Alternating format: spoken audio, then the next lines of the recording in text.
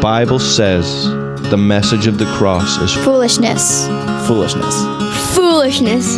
Foolishness. Foolishness to those that are perishing, but to us who are being saved, it is the power of God.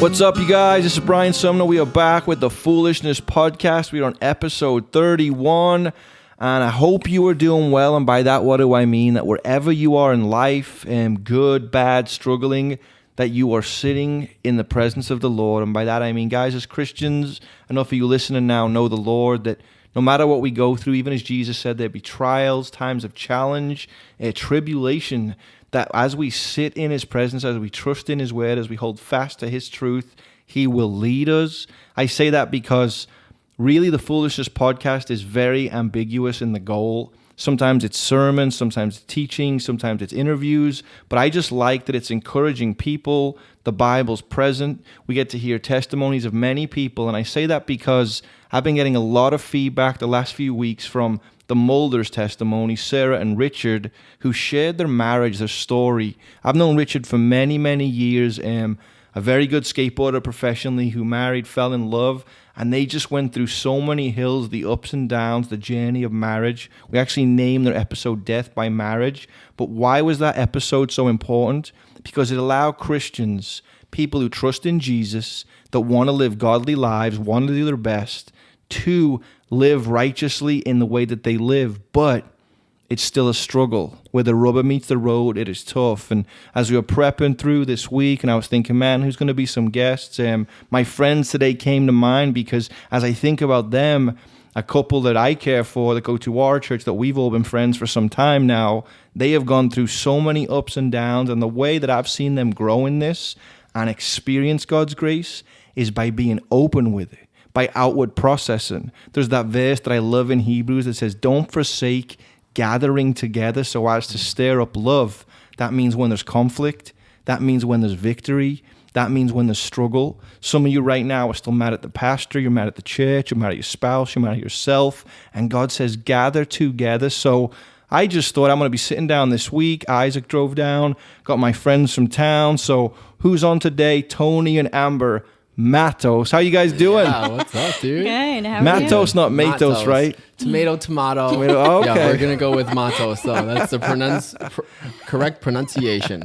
Yeah. I can't even pronounce And you guys that. came all the way from 2 minutes away, the other side of Huntington Beach. It was a trek, but we made it. Well, 12 Beach minutes. Boulevard, 12 minutes? 12. Because the traffic now, huh? Beach Boulevard gets pretty It packed. gets wild. Yeah. Okay, Yeah. crazy. Yeah, but we're locals now. we've been here for 4 years now. So From the East Coast for Wild. 4 years? Yeah. Because you said, what, New England? Yeah, Massachusetts. Crazy, okay. Yeah. Can I say massholes on this? I don't know. Is that what you say? Yeah, I mean, that's actually what I'm not going to say it, but I I'll don't say know. it. I don't know. I'm Is that a term? Can I Probably jump in? shouldn't Yeah. say that. But That is a that's what term. I am and was. Yeah. That's what you were called? That's what I was called. That's what people call It comes people out there. from time to time. but yeah. Okay. Yeah. So you're from, New England, and that's Massachusetts then? So Yes. are the Get Up Kids from Massachusetts or Kansas, or what was... Do you remember that band or no? Yeah, I've heard of them, but Okay, never mind. They'd probably be upset if I tried to say where they Tried were to from say because I something. don't know. You don't know. Yeah. But the point anyway is you guys are local. I know my wife comes and visits you. You do her eyebrows. And do. your son is in the youth group that my Yeah. son helps oversee. Yeah. And we've been friends for, 3 or 4 years? 3 years Yeah. now. And it's just, it's just been an encouragement because I guess I look at someone like me that professional skater, I'm just grabbing a hold of whatever God's given me now. I'm always kind of doing stuff.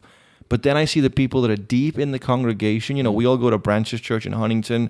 I don't get to sign up for too much because I'm out preaching or doing stuff. But you guys have been consistently there as the body and seeing you bless others, but then seeing how the Lord's blessed you, but even some of the journey. So this begins what, you're both from New England, or?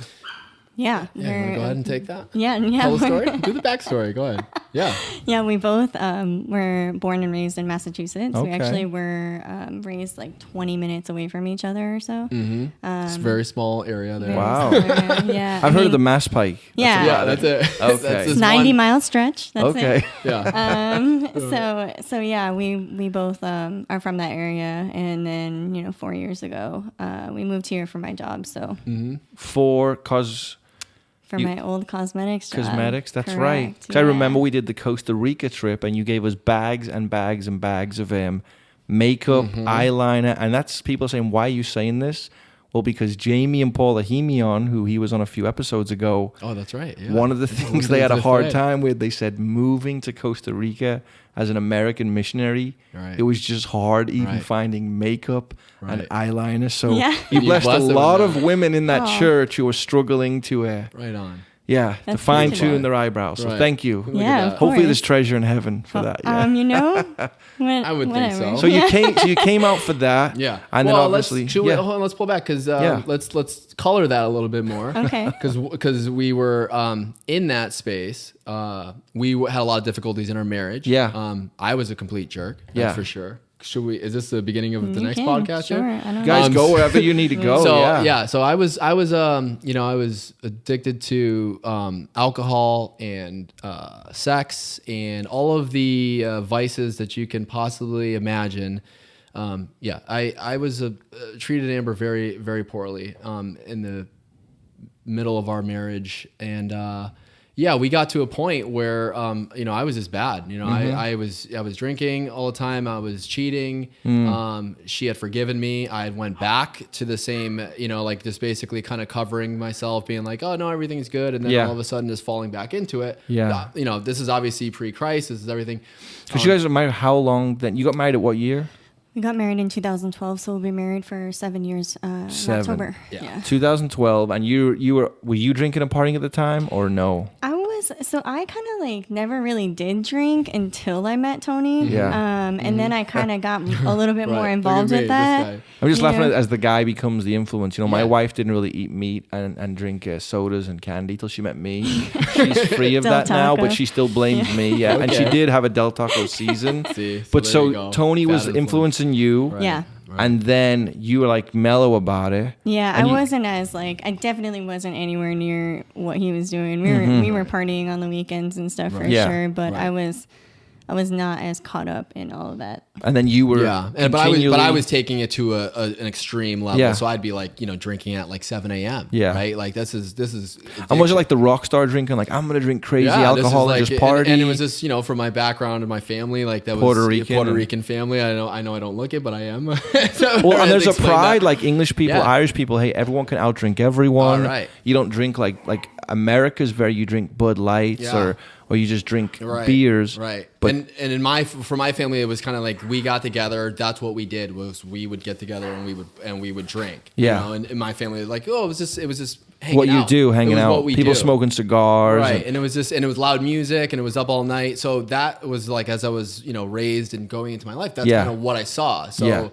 no excuse, but then I translate that into being this is my enjoyment. Yeah. Obviously, then that gets even harder and harder as our marriage kind of struggles. I try and fix it myself. So you really were trying to fix it. You were I'm hurting this person. I was literally look, okay, I'm gonna put down the alcohol. I was cold turkey. I'm gonna stop drinking. Right. Yeah. None of the AA, none of the, which is that's a testimony to God, and I can look back on that and be there's a power to that. Yeah. Yeah, especially when you think about the amount of drinking, he says 7 a.m. and all of that drinking, but it's to the point where that was happening and I didn't even know that was happening. Right. So, so you went, so it was an addiction where you were hiding it. Yeah. Right. You needed it. Right. It wasn't you're trying to be one of the boys and here's my gift. No, it was I would be solo, just out, I'm going to go out to the woods and go do this. Right. So, which is just, it's depressing now I say it out loud. Wow. It's depressing then too. So, but even putting down the alcohol, and this is getting deeper. So putting down the alcohol, that still didn't stop the addiction that I had. So I'm okay, this is great. But and you mean with sex? The sex. And was that based on watching pornography young or just? I had been molested as a child, right? At oh my gosh, maybe I'm 3, 4. Yeah, and it was so that, and that's, it's interesting because we shared this at our testimony for Beach Fest, and not to jump into that, but but standing in front of all those people and just kind of saying that, getting that off of my chest kind of thing, that was a really big moment. But just saying it now, you can feel the authority in it because, I know we mentioned it even before, but I think it's even Joyce Meyer, on TV, and she said her own dad, I believe, had raped her 200 times. And when she went back to him years later, I believe her and her husband, I don't know the full story, but I believe they went to him and it happened to him. Wow. And I believe that and I'll say it, it's kind of controversial to say, but even sitting with a professor before at UCI at one of my kids' birthday parties, I'd asked him about even why people are homosexual, you know, and it was when I was coming to faith, and I'm not going to go into it now for everyone to go crazy, but he'd said, you know, 98% of all people I've met have been molested. And so as a kid, you register it, you begin thinking about it, you've had multiple images, thoughts, and that's kind of how you take control of it. That's what we do as humans. When I go, well, I'm going to go step, like if someone comes in and starts a fight, I used to be the guy that wants to then end the fight so I can control it. Right. So it's like, so you believe that led to the promiscuity because you were just open to it already? Yeah, and there's definitely, I just want to like kind of piggyback on what you were saying, but there definitely is something about, you know, sexual abuse of any nature or assault that it just gives you a very different depiction of what sex is. Right. Because when when I was 14, I actually lost my virginity to rape from somebody who I knew pretty well, and just for a very long time, it gave me a very different view of what sex was or what it should be. I think even now as an adult, there's things that I struggle with where I'm kind of like not 100% certain about. You don't see it as a positive or a blessing or something you offer someone. Well, would you think, and we can just go wherever, because, you know, people are driving in their cars saying, what does Brian have this couple on, or what is God saying? Hopefully through our struggles and what we found in him. Do you think both of you guys having those experiences when you first met, did you open up about them before you were fully married, or did you even know? Like, did you? I didn't share the sexual abuse with you in the beginning, I don't think. And that was one thing that, like, when I was just like, okay, like why am I acting out this way? What's going on? Well, no, actually it was like when I started realizing like, oh, okay, this is a person I kind of want to be with for the rest of my life. I'm starting to feel that trust. I'm going to share that. It was kind of like something that I had in like the back tool chest. It tells her she's valuable. Of my soul to be like, okay, let me get this thing out and now I can show this to you. And so like that was kind of that exchange. And then so wow. Right. Yeah. I think you knew about my experience much like earlier on probably. Yeah. Just because I think as I was like in relationships with people too, like oftentimes almost immediately, just things would kind of come up where I didn't feel comfortable or I felt like kind of strange in certain situations. So I would always say something because, just because, you know, that was there. Yeah. Well, they say that even, and we can, not that we necessarily get into the occult, but the way you break down a person is exposing them to radical things early on, and it shatters their picture of it. Right. And it's forever scarred. Obviously, everything's redeemed in Christ. So that's what you're carrying. This is what you're carrying. Right. You're now in your 20s, and you're just acting this out. Well, this is a late 20s now. So now we're at a point now. We get to a point where I had, given up the alcohol. The sex was the problem. Now I had still been, cheating on her. Yeah. And that's just pursuing flesh in that regard. So when she found out, again, and this is again bottom line, rock bottom here. Because now you can't excuse it by alcohol. You can't do any of that stuff. And now. You got caught. You didn't say I'm sorry. Right. Yeah. It was me just being like a fool. Right. Yeah. Which is it's pathetic, but it's like that's fine because it's like I got to own that. Like that's as a man, this is where you're at. This are your failures. Well, if you grow from it, then it's got value. Yeah. But if you don't learn from it, then you're the fool. Well, because I'm picturing it now with Cain. And just that picture of just the sin crouched at your front waiting porch, for you, waiting kind of thing, and like so I kind of like that's where I feel that it's now. Like I mean, we got the dog, like I can see it right over there on the outside of the window, but that's the how black I feel. one, right? No, it's the white one, and it's like, but I see it like on the outside of the window there, and that's kind of where it's like you guys sin. are getting metaphors today. Yeah, we get a visual, but it's like it's out there, and so. Because I have more confidence now in it after that beach fest is saying that out loud. Now even sitting here saying that's where it's at. It's out the door. You've owned it, and I know Peter has said, the Apostle Peter, man's a slave to whatever masters him. I remember the church I was in where there was a lot of coming out of addiction, coming out of, molestation, struggle for people. Just this picture that just having it that day, and not that it's the Lord, but it's just everything's the Lord really in that sense. Right. Just you. With Satan before you, holding a bag of whatever it is. Here's pornography. Here's drugs. Right. Here's money. Here's self. And if he can just hold that over you, and he can look to God and say, "This is what I can hold over him, and this is what has him." Yeah. And so it almost feels like, okay, this is what my vice is. Sin's crouching. I've got to just know it. Right. I've got to be aware of what my issue is, and I'll never say from the pulpit. And I've caught myself saying this in my head as I'm preaching. there's certain things that obviously I've never struggled with. I've never had a desire to go be a rock star and stick this in my arm or do this or do that. But I'm never going to say, I'd never struggle with something like that, because then I feel like God's like, oh, really? You have it so under control in the flesh. I need to just be like, no, I'm so about Christ. I'm being led by the Spirit that I got to know sin is crouching in any way. Anywhere. Our hormones are always changing, I believe. Our emotions are something we shouldn't be led by. So you were led by experience, led by emotion. And then, Amber, what made you forgive him then? Did you just love him, or you just said, you know what, this is... You know, because you weren't a Christian. No. And it wasn't my good looks. So. Yeah. Yeah, right. It probably was. No, I just think I just had a lot of brokenness in the way that I viewed relationships. I think, you know, my parents had problems growing up. I never really understood like what it was like to be in a healthy relationship per se. So I think, you know, there was that.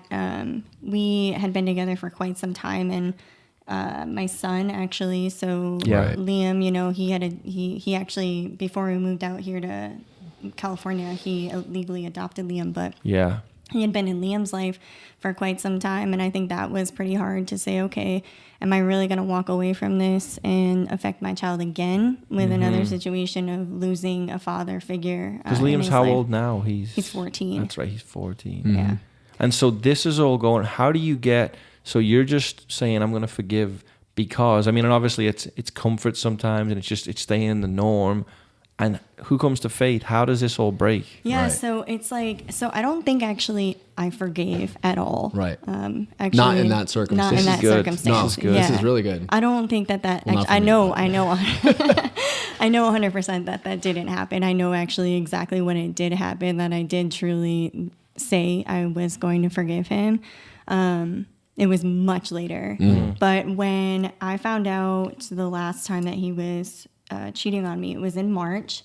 And I just you mean March years and years ago? Years ago, yeah. Not this past March, sorry. It's recently, like, wait a minute, this is another podcast. Hey, by the way. Another segment. No, that was like, you know, what was it? 2015, I think. That was the year that we moved. So March of 2015, and I just basically was done at that point. I think I was pretty much on the brink of just like, I don't know what else to do. You know, we're talking like multiple phones, 28 women that I knew about, like just a incredible destructive journey. And so you would just spend like, I'm exhausted. I haven't even got time to track what this dude's doing. Yeah, absolutely. Like that's basically what my life became, was like, I became a tracker. Like, where is he? What is he doing? Who's he with? What's happening? You know, and then I had to live my life on top of it and take care of my son on top of that. And it was just like, it was too much. So, but, I'm going to say randomly, but not so randomly, I suddenly was like, there was an opportunity for me to move across country with my job. And so I was like, yes, this is like a new start. I can go and do this, and I'll just like start my life over. And I started to think about like, how was I going to do that? You know, because Liam was only 10 at the time. And I just didn't know what that would look like. And so I thought about bringing my mom out here with me to try to get me like up and running on my feet. And, you know, I think Tony was pretty broken down after that last time. And he was just kind of, I'll do anything, you know, even if you want me to go out there with you and just help you to do what you need to do. And basically we came to a resolution that if we came out and in like 6 months time, things weren't better, then we were going to split. Because you were coming anyway. And so Tony was like, okay, I have to go fight for this woman now, and I'm going to come help you. And obviously he's more muscular than you. He can carry some more stuff. He is, play those cards for a couple months, then he's done. Then he's done, right. The Puerto Rican's going back to Puerto Rican quarterback. He's out. He's out.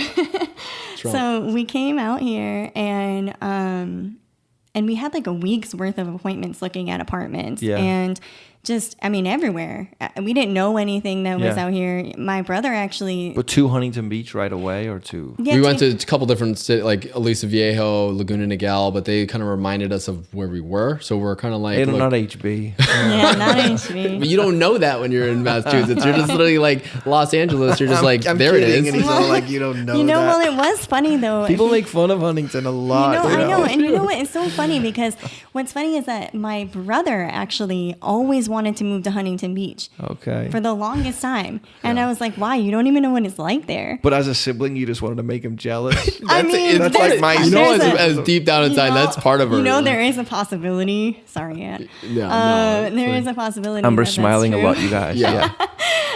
So did someone to do with the apartment offer you? This is where the God part comes in? This is incredible. Okay. Yeah. So we have a week worth of appointments, and we're just looking around everywhere, and nothing is working out. Like everything is falling flat.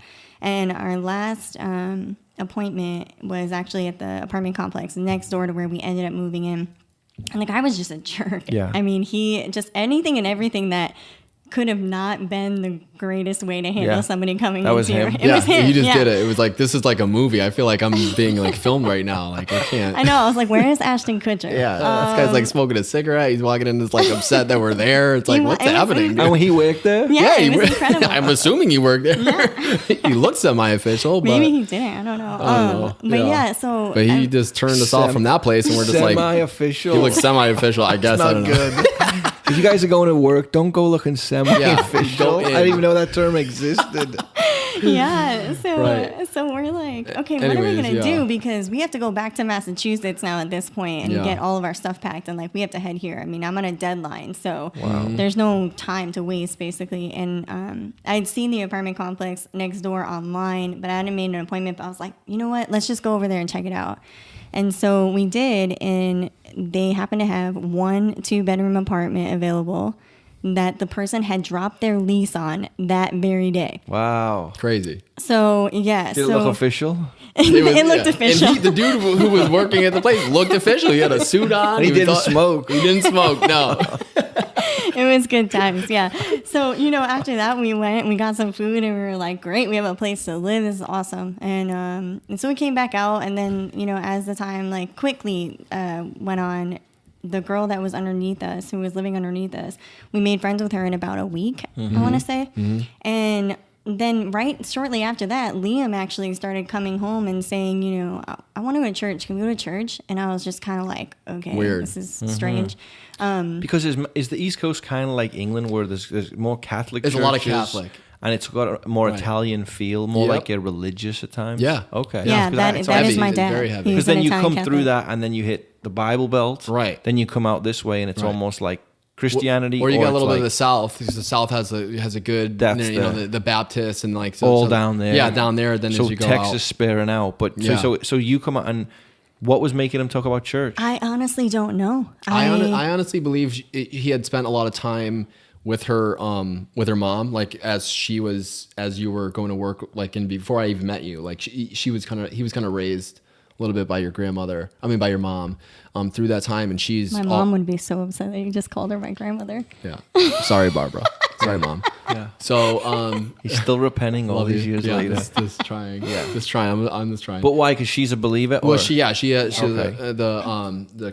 cross, and she's always just talking about faith and everything like. So I think he just always heard that, and that was a comforting thing for him. And kids relate to grandparents in a totally different way. Oh yeah, it's like a different kind of love for them. Huge thing. Yeah, and he and my mom have a really strong bond for sure. So I think there was like a comfort to that. So I think that's what pointed him. Maybe even missed. That's what I'm saying. Maybe even missing here. It's like, where's the church element here? Right. Yeah, so what did you guys do? So I don't. Yeah. So we said, but okay. I'm still kind of like there was something like supernatural about it though too, because at the same time it's like, as much as you can have that influence in your life, I mean, I had that influence in my life, my entire life. I went to Catholic school. I did all the things, and I think like I never was like, hey, can we go to church? You know, so but, I do think there's something to that. Yeah, I was going to say that part of while all of this was going on was we were still working on our marriage and trying to make that. You were in the doghouse. We're still in the doghouse. I'm in the doghouse trying to like work my way out of this, and so it's like, church. That sounds like, let's do that. Like, you know what I mean? I'm like, okay, like I'm just going. And does this girl next door? How does she play into she plays into the story. So Liam kept saying it. So we're out on our balcony one day, and he says it, and I went down to hang out with her like later on that night, and she goes, "Hey, I heard Liam talking about going to church. Do you guys go to church?" And I was like, oh no, like I used to be Catholic, and here's why I don't like going to church, and like all the same things that everybody always says, And she says, no, you have to go to this church. You would love it. It's just like, and that's what you should think about your church. Mm-hmm. Yeah, it's a great. I mean, she sold it. I mean, she did. She was, and she was going to Rock Harbor, Costa Mesa at the time. Wow. And so she just was saying, it's just great. It's all about you and your relationship with God. It's not, there's none of the like craziness. And I was like, all right. So that very following Saturday, there was a blackout in Huntington, and I had like nothing to do. A lot for some reason whenever the wind blows strongly. Yeah, you lose power. I remember though there's been not too many yet over the 25 years I've been here. So there's a blackout. So there's a blackout. So I'm like, I don't have anything to do. So I get on my phone, and I love Huntington Beach. So for all you haters out there. I think it's the greatest place in the world. I love it.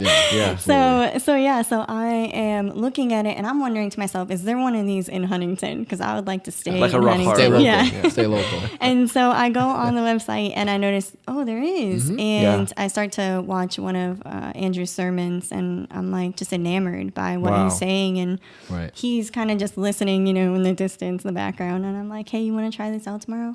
And he's like, sure. So I was like, okay. And we go, and we sit in the very back row. Well, 3 from the back. I didn't go. We were watching. I think we it was like the very back row. I think he knew right off the bat. We always know who's in the back row. No. There they are. I was like, I think it was the very back row. Well, all right. Anyway, so Brock is preaching. Yeah, Brock. Okay. Brock was up there, man, with like a Hawaiian shirt on. He was wearing a Hawaiian shirt, and here I am. I'm like, all right, I'm like kind of skeptical, but like, where's his brown coat and his like bald head? But I'm looking at him, and I'm like, this is so typical of just like we're out here as West Coast Christian, and he's got this like, and it's like white hair, and he's just got square jaw head, and I'm like, this dude is Brock. I love you, buddy, but I'm like, this guy is like, he's like the picture of what it is, and I'm like, okay, but he was talking like. He was like our grandfather. I know, and it like resonated. like very fit and active grandfather. Yeah. The guys, and Brock is one of our pastors. I think he's one of the elders still, right? He's probably the oldest person on staff in the church. Yeah. But was he 50 something? And I'm not entirely I think we have sure. 9 elders, 9 or so pastors, and he jumps in the pulpit, and he's Calvary born and bred, so I mean that's his family of pastors and everything. Yeah, well, that's what I was just gonna say. Is the word family actually comes to my mind all the time when I think of him and just the way he talks. And so we were in there, and we walked out, and I looked at him and I said, "What do you think?" And he goes, "Yeah." And he said, "What do you think?" And I was like, "Yeah." Right on. But did you say yeah because you were bringing Liam, or did you feel like God was beginning to deal with you? Like you're kind of having this. I don't like to talk about the word enlightenment, but I'm saying coming from the East Coast, we're like, okay, I got to figure out something. Well, you just talked about being a kid at 3. Mm-hmm. How do you reconcile that? Yeah. Do you remember what Brock was preaching on at the time, or? Well, I don't remember because that's the funniest thing, because it's like, when you're coming from not in the church, you're just like, okay, like trying to gauge everything. I'm trying to hear what's happening. I'm seeing like this was the senior center at the time of the high school, right? Mm-hmm. So we got like pictures on the wall. So Huntington Beach High, Huntington Beach High. So we got pictures on the wall of like students, and I'm like, I'm trying to make sense of all of it. This isn't a big building with statues and everything. And I think I just remember him talking about God in such a different way, in such a relational way, that really was what was sitting with me. Like he's real. Well, like as you had said, relational and family, like those two things. And so that's kind of where, coming from a Puerto Rican background, I was like, I had missed those things. Those are things that had kind of been like like taken over and been used into drinking and alcohol and all that stuff. But so that kind of took that away. But there was that missing part that I was like, I love family and connectedness. Where is that? And Brock was kind of like embodying that, through Christ, was obviously like amplifying it. And that's normally one of the first things people hear, is that when you realize Jesus, when someone can begin to, he lived, he died, he rose again, he is alive, and you can personally encounter him. Even for my friends who are unbelievers, like, what are you talking about? It's very different. Exactly. That's the whole idea. It's very different than God is mad at you and he's distant and you're just religious. Right. It's like, no. The religious part is he's putting a hedge around you because he loves you and he's barricading you and he's saying, Tony, this isn't the way I want you to live. Amber, this is what's best for you. Right. And that's the goal. No one's changing the message. Yeah. It's just that you're living where we're living. So you hear this, you go home, Does Liam go to youth group that day or No, what? so that's the thing. Like, and I don't think it wasn't him being involved in anything that made me feel like, oh yeah, this is the right thing to do for our family. Because actually, he didn't go to youth. I think maybe for like a couple months or something. And You then, guys got hit with and and then Emily actually came to Van us. Herk. And yes, Yeah. yes, Mayfield now. Mayfield now. Yes, but she came to us and she was like, "Hey, have you been to youth?" You know, to Liam, and he was like, "No," and he was kind of weird about it at first. And now, I mean, you know, 3 years later, Yeah, he's but like, that's And awesome. Emily's gonna win anyone over with the anyone. Oh my energy. gosh, I are mean, you kidding me? anyone. Yeah, Yeah, she's I great. mean, She's even great. Liam at the time, who was, you know, Yeah. 10 and thinks he's so cool. I mean, he is so It's cool. kind of like the he's way cooler Branches than I am. Mary Poppins or something. Yeah. He gets on stage and Yes. gets everyone encouraged. Jabs it up. So anyway, back to all the people who don't have a clue what we're saying. Yeah. Go on. Yeah. But as you, part of what you said when I'm sitting there, it's like, where am I getting when I'm sitting in that space? Now, Just for people to hear who are maybe from England who are like, what do you even mean? Right. What are you talking about that's happening through Right. some guy called Brock? Yeah, Where God's apparently right. working on you. So I'm sitting there like just being like, okay, like I'm at rock bottom now, Yeah. right? Like I've been in this state for months. Yeah. I'm trying to figure out my life. I'm trying to figure out like my identity, trying to figure out my love relationship with my wife. All of these aspects are going on and I'm empty. Right? Like Yeah. for the first time in my life, I'm actually empty and acknowledging that there's really nothing here. you see the amount of who you are. Right. Yeah. The vastness of it. And then so in that's where it's just like, and I know it sounds crazy. It sounds foolishness, but it's like now I was being filled with something that wasn't just going away. It wasn't like just like, okay, and by filled by something, I'm like, I'm getting information. I'm a big information person. Yeah, I love, yeah. like if something is Yeah. going on, I'm going to Google. I have like 50. You want to lay a foundation. You're like me in the way where you go, I want to almost be devil's advocate. Absolutely. And of Yes. course, it's the gospel that opens your eyes. But when you go in there and you begin to hear supposedly these 400 or 500 people are believing this. Right. Yeah. Supposedly this book's ancient, but it's still, Right. it's got to uphold Right. every word. Right. Supposedly I can be forgiven Right. of all sin. Right. Then you begin to say, I got to now figure out if this is true or not. Right. So that begins the journey. And which Yes. one of you gets on fire first? Or is it? I will have to say that I think that it was me. And it's, I mean, am I greedy and always going to try and take the limelight She's here? nodding. I She's think it's nodding. debatable. But It's a good thing. It's a I good mean, I think, yeah. I think it's debatable. We're I super think competitive. Agreeing to disagree We're right super now is the competitive. right listening thing. listening talk to the about that Mulders later. listening to the Mulders beforehand prepared us definitely in this circumstance to be like, yeah, we are definitely competitive. yeah, no, I mean, I think I definitely, well, I got baptized first. But I took the okay. photos. He did take the photo. But a lot of people have taken photos. People getting baptized who weren't Yeah. Christians. That's true. All right. Yeah. Fair enough. Fair point. Yeah, no. I'm just making sure you get I beat took up some good later. photos for you, matter of fact. I did. Yeah. I think it's somewhere in his house. It I is, think it is, yeah. It's a good yeah, one. I think it's interesting though, because I think both of us like almost immediately were on fire for the knowledge and the information behind what it was. Just kind Yes. of like what you were saying, Yes. to play devil's advocate and to just find out like what is this and is this actually true? And so, I mean, That's the I know for spirit. myself, I went on a very serious like research journey, and I started looking up all kinds Praise of stuff. God for the internet, right? I'm talking We're gonna 15 Yes. tabs. Yeah. 15 Yeah. tabs Yeah. open. This is Yes. what we're going in. Absolutely.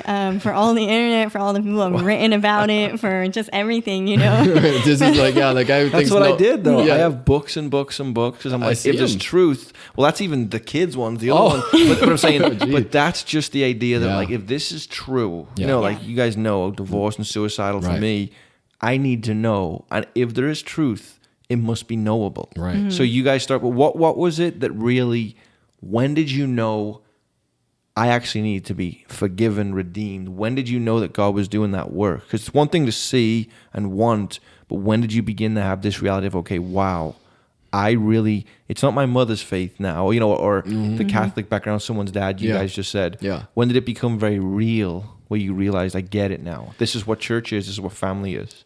I actually, it was the response in our relationship Yeah. between her and I. Like we were now in a different plane, and we're able to now be able to have a mediator, which which is everything. Right. And it's like, okay, even Christians don't get this. Right. And it's like, look, at couples counseling, I believe me and Amber probably should be doing after listening to Moses. I'm like, I think maybe we should be doing that. I don't know.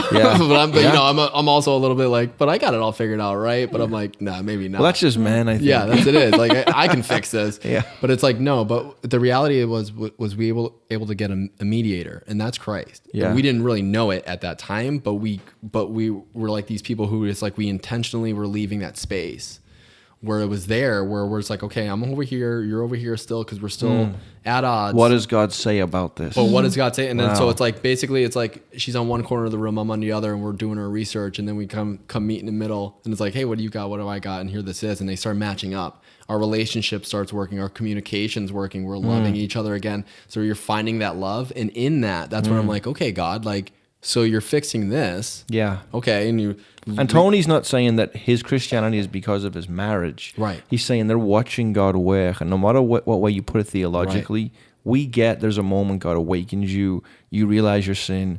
You're regenerate. Right. But God uses so many experiences and relationships and bonds to sow those seeds. Yeah. And so you maybe never seen these seeds. Now they're all coming together. You're seeing the benefits of just hearing truth. Right. Okay, so your marriage is in some way, I mean, the obvious point is God's the common denominator. Even if you were doing it selfishly, Right. You're obviously in love with this woman. You got this addictive personality. She's been broken, saying, I just need to get through life. You're obviously willing to accept whatever at the time, saying 28 women. I mean, I'm surprised she didn't shoot you. You know what I mean? If she was Puerto Rican, yeah, it might have been over. It might have been done. Yeah. So I'd have been finished. Yeah. For sure. And but so that's all going on, and so you're seeing the benefits of just trying to live in the truth. How many months has this taken?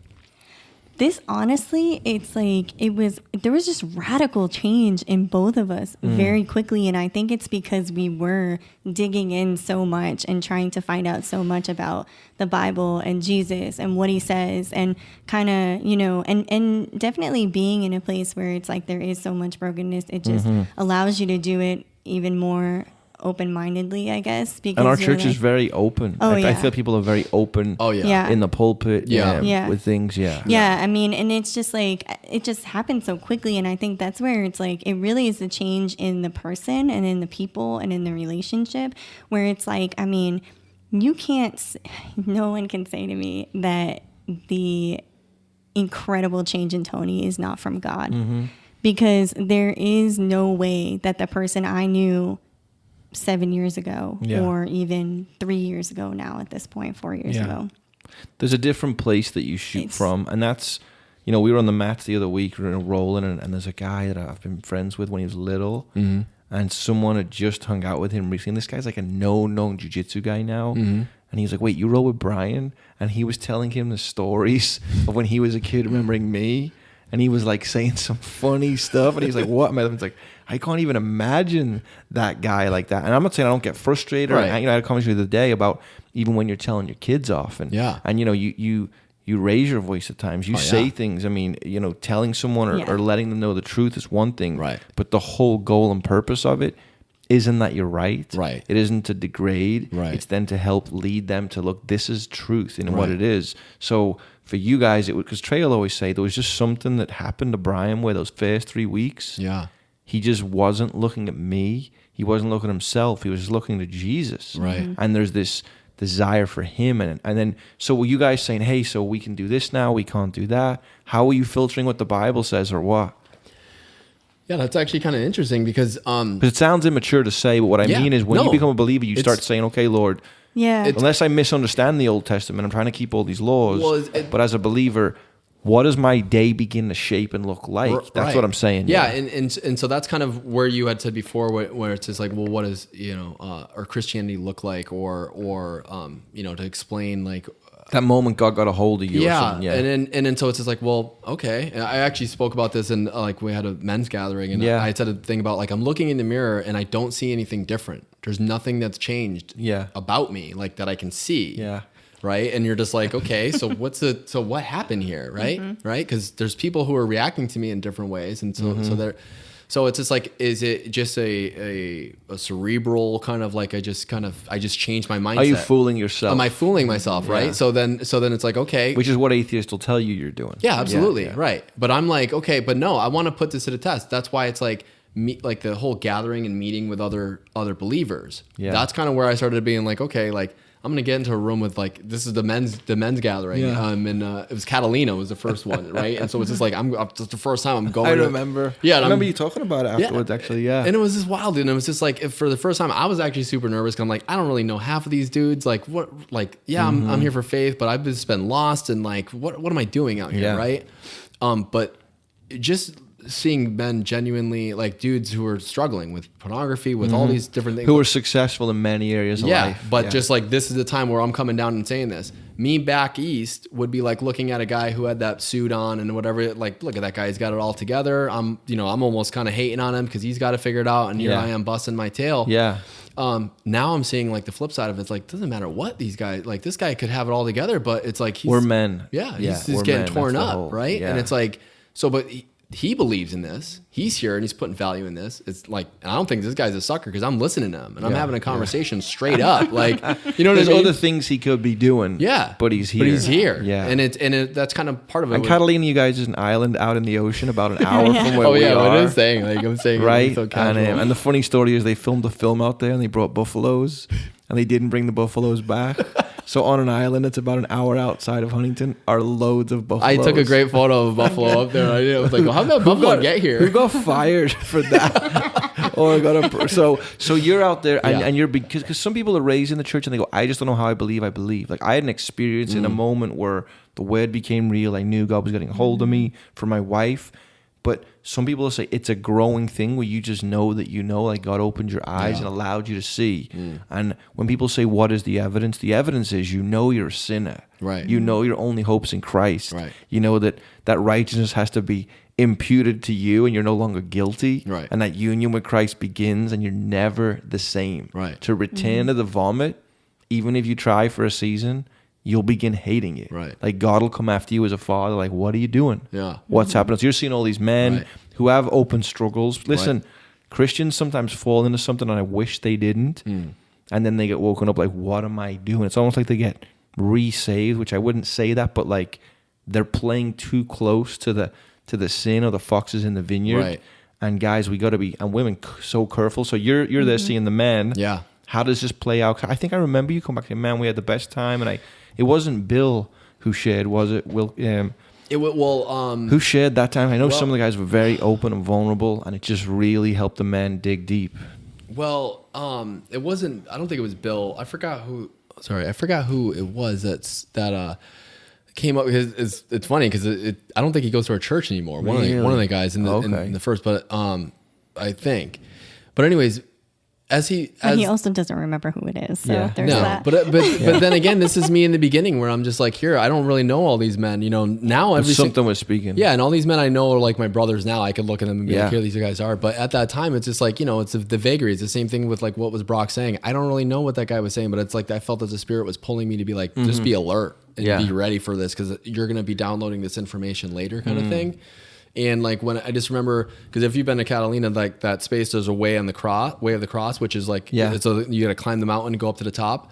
And I went up there after I just heard these guys just like pouring their hearts out. And I was just up there crying, like it was just tears. Because this was the first time I'm seeing like the United States like over there, and I realized like how far away I am. And then there's Amber literally like over there, and it's just like where was I in this darkness? And here this. And you're like, I'm gonna go back, and I'm gonna be this. And right, be and now wow. It's just like basically like it's almost like David in the like just being out in that battle. And now you're just like, all right, now you're returning back, and it's just like you've gained something, you know, like a value that could be treasured, and that's kind of that's what I felt about it coming back. Yeah, I really think it's like a fundamental change that you feel in yourself. It's like something that just makes you an entirely different person. Like I am not the person that I used to be. Yeah. Anybody who knew me, 20 years ago, 15 years ago would be like, who are you? Yeah. So So it's definitely like a fundamental change. And I think you just like know when it hits you, you know, it's like that first time that the Holy Spirit really hits you and you just like start bawling. Yeah. And you're like, why am I crying? You know, and it's like, and people get freaked out. What's up with the emotional side of this? And I'm like, there is, for me, that moment that I realized that I knew that was true. When God gets a hold of you, because I mean, going to Rock Harbor, which now became Branches, you're hearing the word of God. You're hearing people constantly confess. You're hearing them. You're seeing them serve and do what they're doing. So that moves along, and that's what 3 or 4 years now. yeah, it's been almost 4 years. Yeah. Wow. So Crazy. Yeah, so we're gonna. So that was a lot that was going on. But our marriage started to come together. You know, we had gone to marriage counseling. There was like Rock Harbor seminar that was going on for us. So we met a couple people. You know, Who do they have speak there? Gary? What's the guy's name? He's like The 5 love languages. Yes. Came and spoke. Yes. I remember I went to that. Yeah.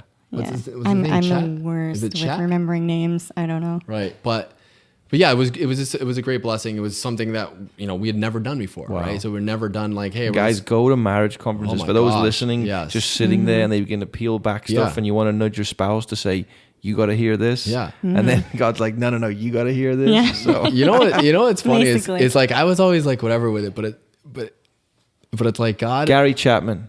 Chapman. all right. Gary All Chapman. right. Thank you, Gary Chapman. Yeah. 5 Thank love you. languages. Yes. And but yeah, so but I just get always this picture now with it was the marriage and how it's actually like when God, you know, I'm bringing to become one flesh kind of thing. So now it's like it's not to show off your marriage, but it's actually like you're presenting it. Like when you're going out in public, I don't do it enough. We don't. Listen, go out guys, enough kind of people thing, but it's like, don't.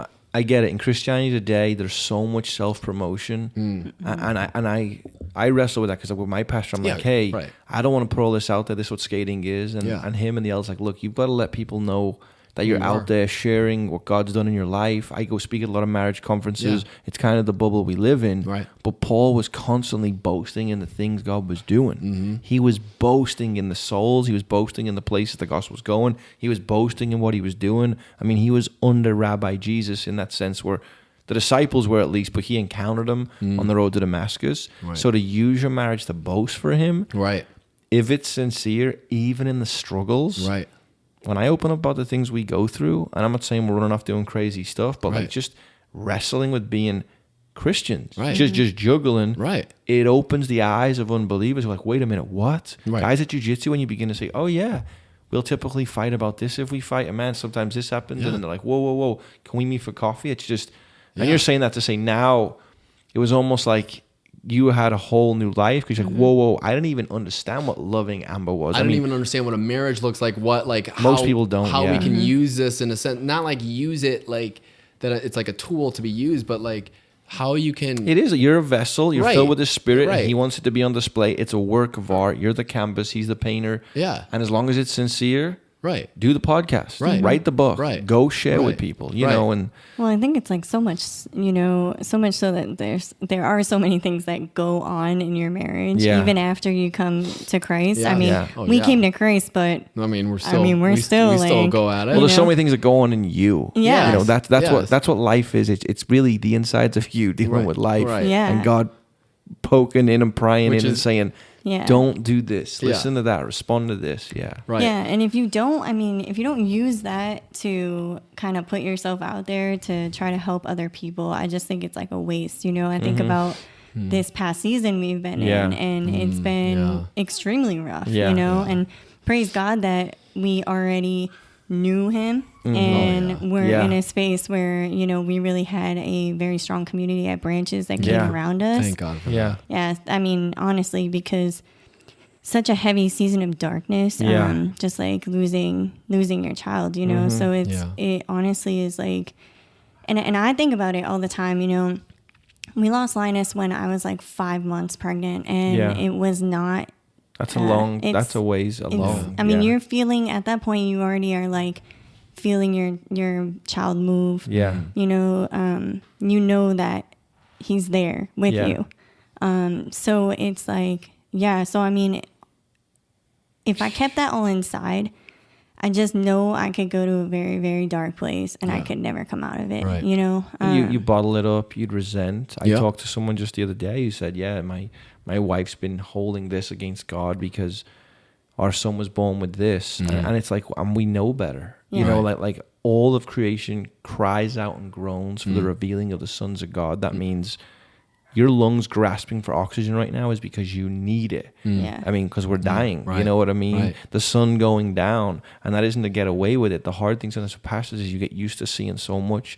It almost seems like it doesn't matter, but it does. Right. But so, I mean, 5 months. I mean, you know our story. We were 4.5 months. Yeah. So I know at that time my Yeah. wife got to share with you a lot. Exactly. I know for Isaac, I know when he comes on and does an episode, he can unpack some of his stuff, but they had their own experiences. So you're 5 months. 5 this months would be your pregnant. first, right, Yeah, Tony? this was and actually, so I was going to say to preface that was we never actually we had discussed having a child, but it was never really like kind of on us. And then obviously the way I was living in our relationship, it wasn't going to be like It's anything. never really on you No, in it's any never way. really. We were God like- gives them. Yeah. Yeah. I mean, we were So- like trying, you know, Yeah, to quote try- unquote, but to it's get like- it for a long time, but it just never happened. Yeah. And then And probably praise God that it didn't. right In in those seasons. in those In those seasons, yeah. seasons, And yeah. then so but after we came to faith and we were here, we kind of left it as like, you know, if it's going to happen, it's going to happen. We'll just leave it to God, and whatever it is. Yeah. So we kind of went along with that, and then when we began to get to a point where it was like, oh, this really actually may not work out.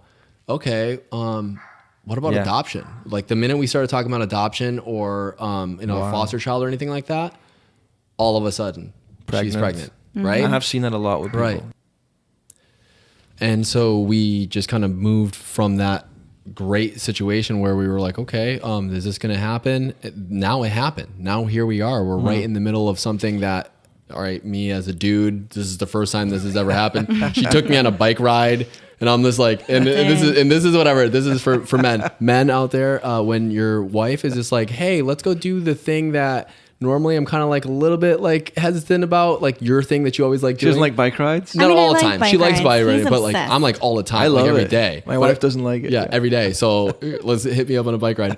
So, but I was just like, but she's like, hey, babe, let's go for a bike ride. I'm like, so when they're saying that, think about it. There could be something going on with that. Anyways, she was super sweet. So we ride down the bike, we get to this space, and she's like, you know, is everything good? Everything, you know, and I'm just like, yeah, I think if everything changed, what would you be fine? I'm like, yeah, we're just going to trust in the Lord. She's like, all right, good, because I'm pregnant. I'm like, Wow. right? Yeah.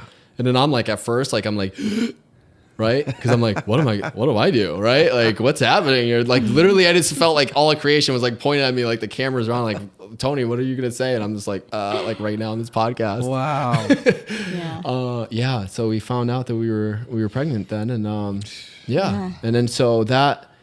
That was like a year ago, right? Yeah. That was, That was in November. Yeah. So, Yeah. So we So had- it's still so new. yeah, it is very, So very that new. happens, and you guys know, if anyone's listening to us, I mean, Right. I know Trey had shared, you know, when we got back together, it was like, I want to have, you know, be remarried, she said, with a few more kids. And she's 42 now, you know, don't listen to this episode, babe. I'm 40 and getting pregnant. We're 4.5 months along. And by now, You guys look wonderful, by the way. So. yeah. It's the new that's lips good. I keep Yeah. getting Yeah, and you all guys the are good. shots. I'm kidding. No, but I'm saying, so I'm driving, putting my hand on her stomach. I'm constantly saying all these things. There's very personal things that someone who might not have been through this doesn't realize. Right. It's life, you Yes. know. Yeah. And so you're going through this. Tony's getting to be the dad. Yeah. The hard thing was Liam is going, I'm getting this little baby brother Oh, or something, gosh, right? yeah. And That's a Liam, you gutter. guys, That's a their gutter. kid, he's like Jude. He's Yeah. wiry, ready to go. He comes Yeah. up, jumps on me. He's just like energy. Yeah. This is a whole new thing for the family. Okay, and Yeah. then Yeah. I So- mean, geez, he's so loving, and Yeah. he was literally so excited. Yeah, he and was so it super was stoked. heartbreaking for that. But and you found that at a doctor visit, or yeah, you well, so I went to a doctor visit on the Friday before it happened, and everything seemed fine. They said it looked good and nothing was wrong. Then on and Sunday. then on Sunday, I Right. started not feeling well. I went to church in the morning. I just wasn't feeling right. My sister was supposed to come over. I kind of almost was like, ooh, I don't know, but she did. She came over with her kids. We hung out for a little while, and then I was just like laying around all day, and I just did not feel well. But you know, you're pregnant, and you just don't that's feel just well. most days. That's just every what day. happens. Wow. So I'm like getting ready to go to bed at around 10 o'clock, and I just go to the bathroom and all of a sudden I notice I'm bleeding. And so I'm just like, oh, like what's going on, you know? I call the doctor and I'm just like telling him I've been having like, some burning pain and just like bleeding. And she's like, yeah, you should go to the hospital. And I just knew, like, I just knew then. I was like, this is not going to go well. I could just feel it, you know? And so yeah, I mean, you know, you're 5 months pregnant. It's, I think sometimes I try so hard to be like so understanding of the people on the other side. But when people tell me that I had a miscarriage, I'm kind of like, no, I didn't. Because I had to give birth to my son. And I held my son in my hands. I had to hold him. And I know, like, you know, he was like an actual person. I mean, everything about him looked exactly like I remember the doctor saying, you know, sometimes people kind of get a little weird when they hold the baby because they're expecting a certain thing and they look a little different. And so I'm thinking like, oh, this probably maybe like some kind of deformity or something. Yeah. But when she gave us the baby, I was like, all of his fingers, all of his toes, you know, just everything about him, just beautiful. And yeah, it just, I mean, it's like, so it's a very hard thing to go through. And I know I wrestled with God a lot. And I know there are days that I still wrestle with God. And I think I remember saying something to Andrew, right after it had happened. And when we went back to church and just was like, how are you? And I just remember being like, man, I am struggling with Jesus. And it's like, I want to hit Jesus. You know, like, and all Jesus wants to do is be like, I know, and like hold me. Because you want a full-term pregnancy. Yeah. You want a baby. Yeah. You want this thing. And that's not wrong to want. The people need to hear that. That is not wrong. Right. We want the podcast to go right. We want the water to stay cold. I'm not minimalizing it. Right. We just want the picket fence and life. Right. And that you get that. You get that sometimes. Right. And sometimes there's things that happen. And that's a result. And people have said, well, why doesn't God just give us eternal life now? Right. Well, if he gave us eternal life now, this is how it would be at times. You know what I mean? The payment for sin, things pass, and everything's passing. You know, the Greenpeace people, guys, it's not going to work out. It's not going to. The planet's not going to end up where you want it. It's going to be redeemed through fire. Right. So back to you, though. I remember it was heavy for you guys. We'd be in church, and if some things were going on, you'd leave out the side door. I know you had some good conversations with my wife, with many of the women, some of the things we had over the line as well. But when you go into God, what did you, I mean, you were just downloading on your father now? You were just like, what is... Yeah. I mean, I had to. I had to just be like, because there is no answer. You know, it's like, I think one of the biggest things that I've learned throughout this entire experience is that life is life. Like, it doesn't matter if you're pregnant, nothing is reassured. Nothing. You know, nothing, no moment, no day, anything is reassured. And it's not that God doesn't want that for us, because clearly he did want that for us. That was his plan in the beginning. The reason Jesus came is to redeem. Yeah. And a lot of times when I'm sitting with people, and I hate saying this, I'll tell you, I've sat with couples, people who've been virgins till their marriage, and then in the midst of their marriage, what the husband will go do and is still doing. And I'm like, if this was my daughter, I would love to take that guy out in the street. And I mean, if I was before a believer and blah, blah, blah, blah. And I have to say, okay, look, here's the thing. Life is hard. Life hurts. And you can take that and it can beat you up, or you can press in and run with it. And I'm not saying you have to be persecuted. I'm not saying, but just for the woman who's hearing right now and she's mad at God, guys, Jesus came on a rescue mission, but in this world, you don't, and I say it a lot, you don't get closure, you get something better, you get Christ.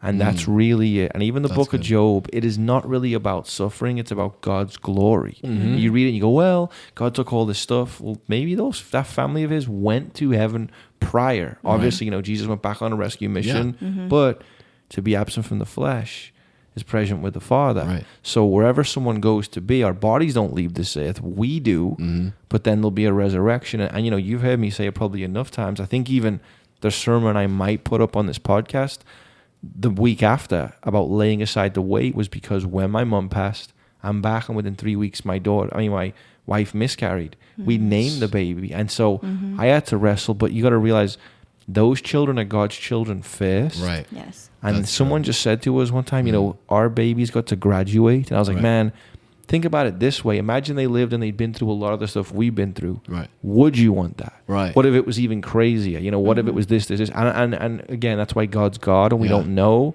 But where did this come from? So now you've been through this journey. Yeah. What is it that you found you can rest in? What do you tell the mom right now that's driving, that's mad, that's maybe in tears and saying, that's me?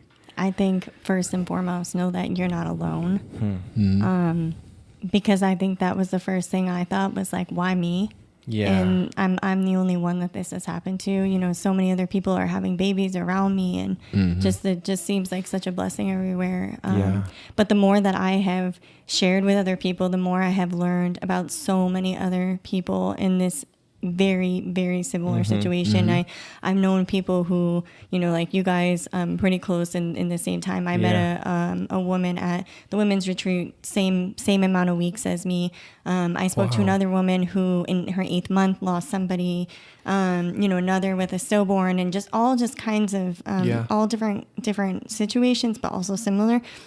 And so just know that you are not alone. Yeah. When you see those women at church, it's different. Yeah. There's that sparkle. It's like we walk through this. There's a common bond in there. And I think, you know, I would never say that anything good is going to come out of this. I think that sometimes they're like, you know, well, something good will come. And it's like, I don't. Seems a bit shallow. It Yeah, the seems a language little like- is off. Yeah. But you got to expect that. I mean, people don't know what to say. No, they have no the idea. English language is just lacking. I've been saying that forever. The English language cannot cover the words that need to be Yes. said. Get back to the Greek. Yes, Right. and have forgiveness and grace for people, because they will say the most wild things to you, and they don't. for sure. They believe But it's they're for all just these being various There's no, reasons. a lot Right. of time I don't believe there's any malintent. It's Right. just, Mhm. it's That's the just way they don't they know are. what to say. So I wouldn't say that there would be something good, but I would say that a lot of growth has come from this for me, and just really being able to like be there for other people, I think is such a huge piece of that. I think forever, you know, I'll be able to kind of sit in that with other people and maybe not know what to say per se, but like just to be able to sit in that with them. And I think that is honestly really special, and it is something that not everybody can do. I also think too that like I've really thought a lot about our children being on loan to us. Like you were saying, like they're God's first. And I know for the longest time, you know, I've feared always like something just being like wrong with my son or happening. And now that's a I normal just, thing. Yeah. You're a guardian. You're a protector. You want what's best. Yeah. And now I just know, you know, it's like, no matter what happens, and I would never say that you pray that is not, I don't have to deal with anything like that. But even just being hurt, or, you know, with that, all those things that look like, I mean, Liam got a concussion 3 weeks after. I remember. Yeah, right You after. know, It's like, and he it was wasn't just acting like, normal and for he a few was weeks. like, right. Yeah, And it was he scary was because not we're like, come right. on, this is happening again. Like, Yeah. But I just think it's like, you know, you have to know that God is sovereign, and that he is in everything and all of it. And, you know, I sat a lot in Matthew 6:20-21, and just really thinking about like that, you know, where your treasure lies, your heart is there also. And I think, yes, Linus is there. And so that is a treasure That's for a cool me. name. So, That's his name, Linus. so it's like, you But know, the Lord is there. the Lord is and your there, hope yeah, is there. and my hope is and there. you should be jealous of my mother and daughter I and, am, and Linus. I And was I saying always, it. Oh, sorry, go ahead. no, and I always think like it's like, you know, we're gonna get up there, and he's like, I remember Greg Laurie's one time saying that his son was gonna be his like tour guide, when he goes up there, and Christopher, right? and I always think like, man, that's gonna be Linus. He's gonna be like, so, you know, check this thing out, or check this thing out, and and so and I also think too, it's like you said, the hope. It's not just that he's there, you know, Jesus is there. I pray that all of us will end up there, you know, myself, Tony, Liam, and we'll just all be back together again. Yeah, if our faith is in Him, I mean, there's no condemnation. We're cleansed by the blood. We're in Christ. We're all going to be there. I mean, that's the promise. That's the whole reason for this podcast and everything. So now you're a year almost in. How's it going? Are you doing okay? Or what's been? Yeah. Well, I mean, there's been a lot of ups and downs, because it's kind of like one of those. I mean, again, first of all, I would like to say to our church community, to everybody who's listening, important. like this, absolutely, we thank you from the bottom of our hearts for everything that happened, because I don't know how people can, you know, go through a lot of these circumstances just on your own, like, you know, like this would be something I would try and solve by myself, being like, hey babe, we'll just figure it out. And that's this collapse. Like there's this ruin that's going to come from that. So to have a church community to come around and where it's just like, dude, I don't know what to say. I don't know what to ask from you, whatever. Yeah. And just having it's just the acknowledgement that people are praying for you, and someone from like an outside walk would be like praying for you. You know, it's actually like we talk about politics a little bit, but it's like a lot of the prayer thoughts and prayers, and people think that it's not okay, that's just lip service. It's like, I'm sorry to tell you, dude, like, look, there's an effect. Yeah. It has an effect. I'm somebody who was not walking with the Lord for long periods of time. I know what it's like to be absent of those things. When I go places, when I'm in experiences where I feel this confidence, and I know it's not, when I began to raise support and do ministry and go, and like people were actually praying for dates I was going places, you feel it. Right. When you're going through hard seasons, like we've got a lot of stuff going on with families that we're helping or we're able to help right now. I mean, just with our time and focus and their children. And it's like those prayers, you know, people are praying. Yeah. You feel it. I'm sorry. You feel that. There's a genuine power that comes from that. So again, these people, you felt the weight of that community kind of around us. Like we spent like a week, you know, in that like darkness is like, you know, lights off, phones off, nothing's happening, whatever. And we're just there. And, you know, she had been talking about the verse that she was on, and I was reading 2 Samuel 23 in that space, because I was just really about David. Like I was like, all right, well, you know, because we were talking about like, okay, like I want to like analyze the Bible. Let's get into it. So I'm like, all right, well, if I want to get closer to God, how do I get closer to God? The truth sets you free. Read the truth. Right. Yeah. Well, but I'm like, all right, but I'm all detailed wise. So I'm like, okay, well, like, so what character out of here is like for God? And I'm like, oh, okay. You go down, it's like, oh, this guy, it says that David has a heart for God. Yeah. I'm going to go with that guy. All right. So you go down and you get in there. But anyway, so like when I got that, and he was saying like, okay, and his servants were just like, yeah, we can't tell him that his son died. What is he gonna, he's going to lose it. Like he's already lost at that point. And that's where that strength of understanding that, and I kind of was praying in an angry way, right? Yeah. Like, but I'm just like, God, like you took a deposit from us, you know what I mean? Mm-hmm. Like to heaven. Yeah. You know, and I want that deposit back. Yeah. Right. And it's like, okay, what are you going to call out God? It's like, right. No, but I'm just going to be honest with you. Like, I'm angry about that. Yeah. And there's that deposit, but I understand that you took that. So that's okay. I want it back. But that means okay. But it means but it means that I know that exchange that's happening right now, meaning that like I want to see my son again, who is in heaven. Yeah. How do I get there? Yeah. I got to follow Christ. Cool. Like, you know what I mean? Easier said than done.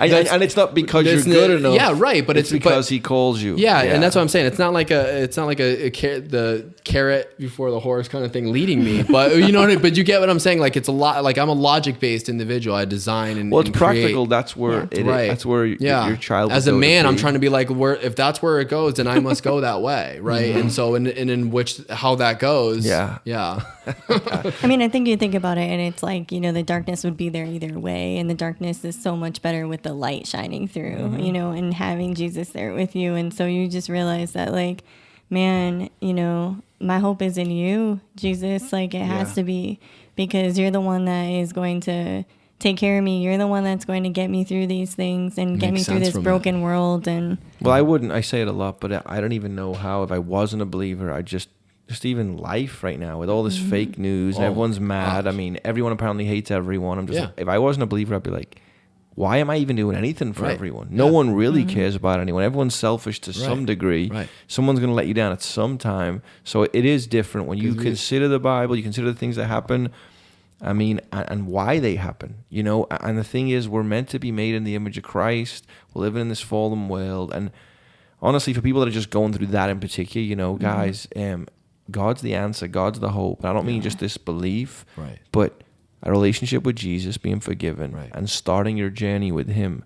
Because for whatever reason, he allowed you to bring that child into this world and then took that child. And that's how everyone goes. It's just, he's the one who, a lot of the times, he knows. And that's just that. I mean, John the Baptist leapt in his mother's womb, filled with the Spirit of God. Yeah. He understood. So that's where those childs go to be. So then for you, what has been the focus? Your church? I mean, you're obviously in church your life. What are you guys doing practically? Because I know when I said, what are you guys going to talk about? I mean, it's like teenagers. I mean, politics, gosh. sorrow, battle, doubt. I mean, end times you put in here. Yeah, end time. We can, you want to get into that? Revelation. We can do our own podcast. Ryan, let's go. How long are we running? How long, okay, how long have you got, Isaac? Let's go further.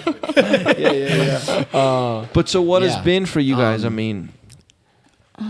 Gosh, I mean, I just think we're in such a season of transition. There's been so much transition that sometimes it's almost really hard to slow down and to kind of even think about what it is that you should or shouldn't be doing, or, or kind of just like reconnect in like moments where you need to.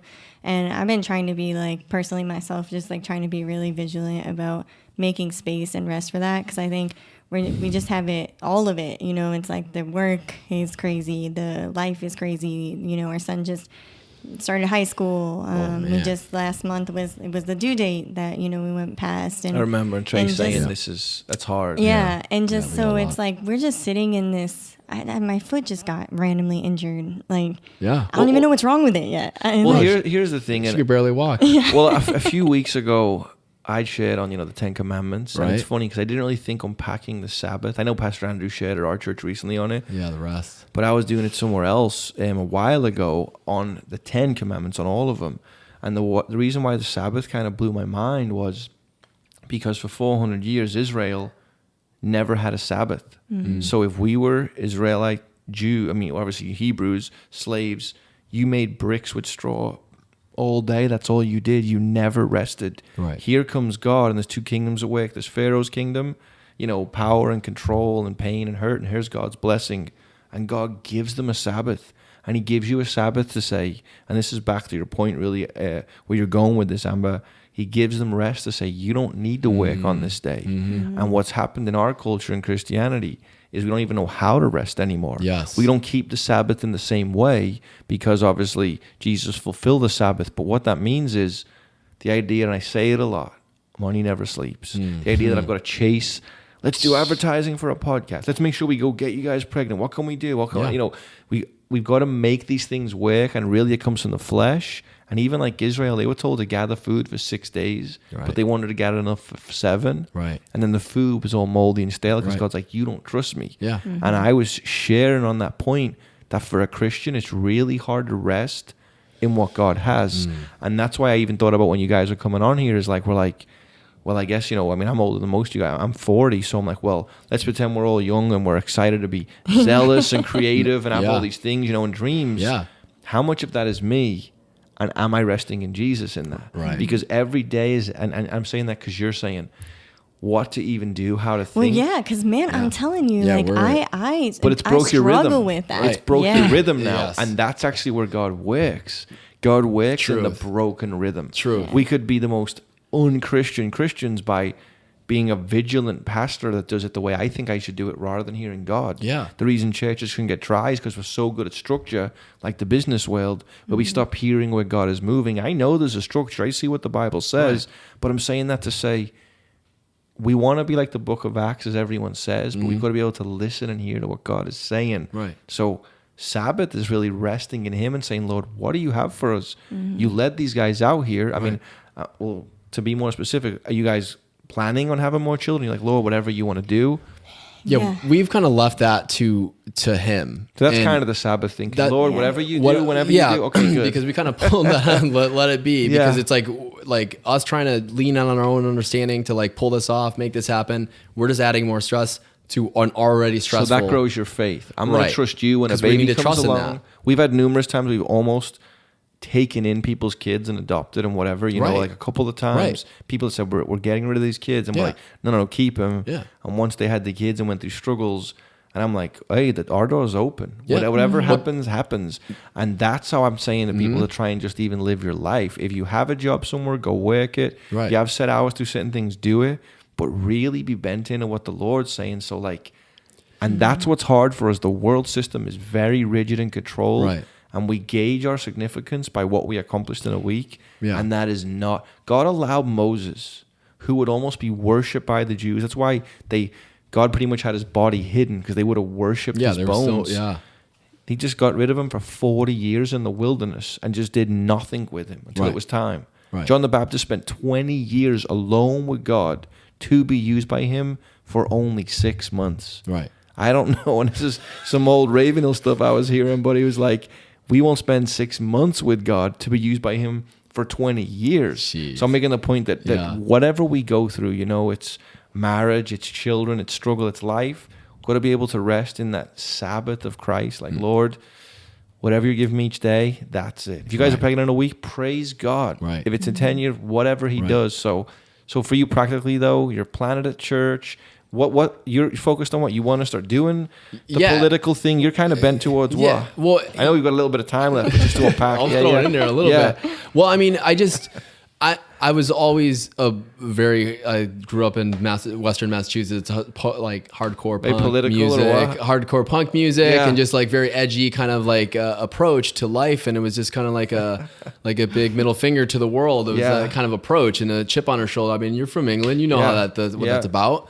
But so I have that kind of that chip on my shoulder with it. But now it's like I'm kind of flipped because I was always just like trying to prove the world wrong, so to speak, and just be on that. But now God has redeemed it. It's like almost like an atheist being like, I'm going to flip you, and now you're going to be on playing for my team. Which happens a lot. Right. People then come to faith. When they're chasing, it's like Lee Strobel. Yeah. But so my thing is like I just feel that society in general is just obviously we're moving in that direction where we talk about Revelations and how that like this is. You said Greenpeace. It's like, hey, I'm sorry, this is what's going to happen. It's like, this is where we're going. But I just feel like it's almost like a battlefield that's going on, like culture wars that are happening. Yeah. And no one really knows how to fight it. And it's like, you could say Jesus is like, okay, well, if your enemy, takes your coat or turn the other cheek. Yeah, turn the other cheek. And all that to say that I feel that there's voices that should be raised up. I mean, like one story going on right now. I mean, that's like something that there's multiple aspects that are happening. And I think that groundswell is just finally giving voices to people who have been that silent majority for a long time. To hear biblical truth. Right. And the truth about it too. And what it looks like in multiple different facets and colors, not just, it's actually what Andrew had said in that State of the Church when he had said like, look, because someone had brought up the question about demographics in our church, and I thought his answer was great. Because I knew the answer, because when someone says, "Are we going to have more of the Hispanic or whatever in the church?" A few years later, someone said, "Hey, how do we have more black people?"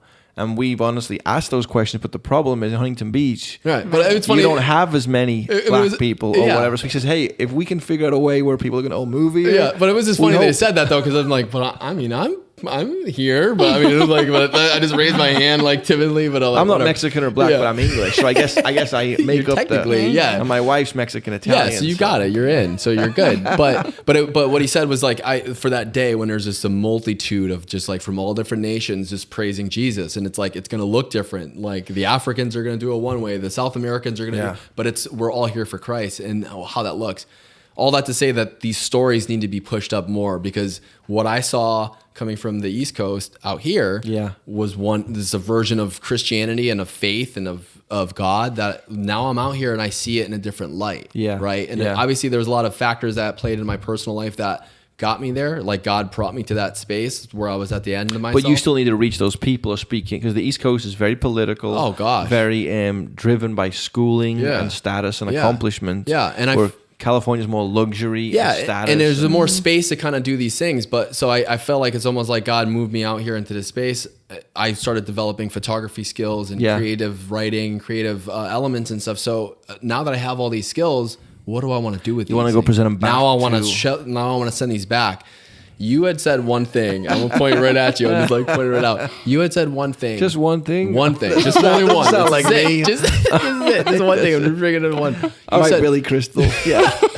So this is Beach Fest 2018, maybe. And and I'm going to pick up Liam, who had just spent the night at his friend's house. And I'm picking up, and like now it's beautiful. It's Huntington Beach now, right? This was like noon, right? It was like 11 o'clock. Just beautiful. It's blue. The marine layer just burnt out, and I'm going to pick up Liam. It's not Massachusetts. We're not in New England anymore.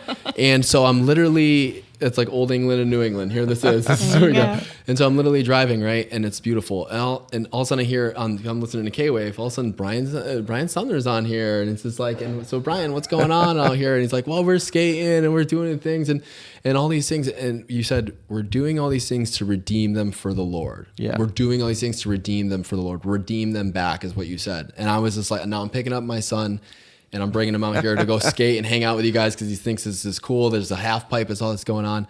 All that to say that redeeming of it, like what's going on here. Like, is this pod, you could use all this information, pornography, and stuff, filth, do whatever craziness. you want. And it's happening. It's happening. Right? So it doesn't, and it's big business. They're happening.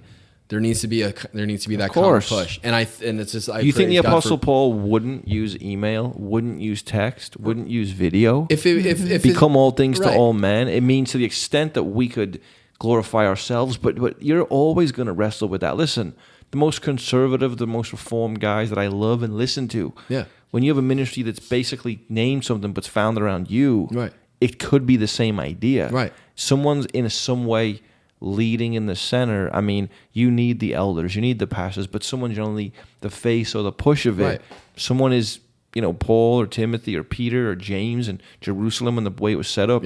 That's there. But to say, if you've got all these skills, use them. I got a text yesterday from a friend.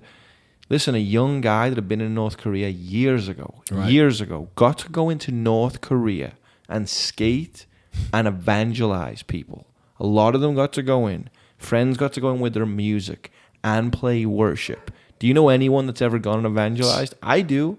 Christian skateboarders, Christian musicians have gone in, comes back, gets into Hollywood, wants to be an actor, all these things. Numerous conversations over the years. If you could sit with Brad Pitt, I'd tell him, okay, so you want to be an actor in Hollywood, okay, so you're sitting with Brad Pitt, what are you going to tell him? Are you really going to tell this guy about Jesus? Okay, are you going to get paid a couple $100s to be on the set where maybe some vulgar things are going on to say you're now acting? What is the heart? What is the goal? He gets woke up this last week. He's in a church in LA, someone's preaching, reads his mail, and the words just start coming to him, verses, everything, conversations, calls me up, his motorbike's been stolen, all the rest of it, freaked out, and just like, man, I've been living under this lie, deceived. And my conversation to him was, but for 2 or 3 years, you've been fine-tuning these talents and these gifts. Don't think God won't redeem them.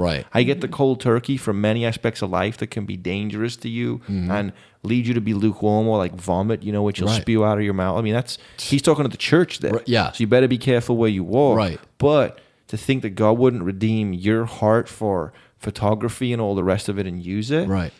And the thing is, it's only really God's when we give it to Him. I mean, it's His anyway. But when we offer it to Him, then it's really going to be used for Him. We just, we're at a show the other week where, it's Toby Mac, it's the Cray, it's all these people I'm speaking on the stage, and it's like, you see, those guys were about glorifying the Lord.